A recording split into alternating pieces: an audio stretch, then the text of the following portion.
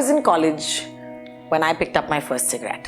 Not proud of it, but I remember one day I was sitting with my friends in the Rang Bhavan lane behind St. Xavier's College, and as I lit up my cigarette, and jo धुआं होता है, there was a cloud of smoke, and beyond that cloud of smoke, I saw a figure emerging.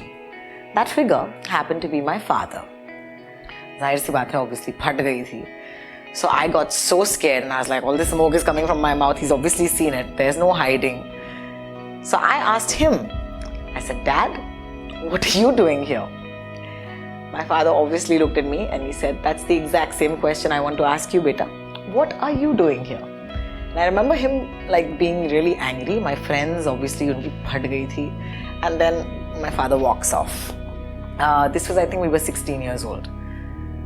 फिर मैंने ऐसे तैसे करके उस दिन में बहुत लेट गई मैं घर. I said, आराम से जाते हैं. 4 बजे मैं पहुंची. And I remember seeing my mom standing at the window looking down for me. And I looked at her and then she's like, what have you done? Just one expression. And I go back home and then I realized that my father's not talking to me. My father didn't talk to me for an entire month. Every morning I would wake up and I would speak to my mom and I would just have this stone cold silence for my father.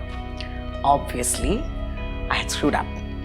And I was feeling really bad about it every day. And I thought he'll never talk to me again. A month later, we were watching a movie. And I remember my cell phone ringing. And suddenly, बहुत सारे cell phones theatre में बजने लगे.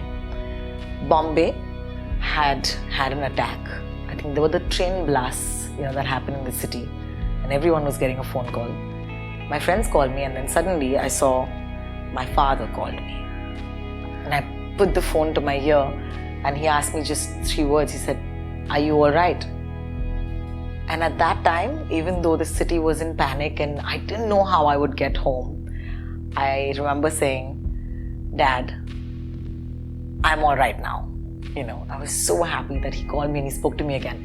And that's when I realized that no matter what you do, at least my parents, they would want to love me for whoever I was. And they did that for me all my life. So thanks, Dad. Thanks for forgiving me.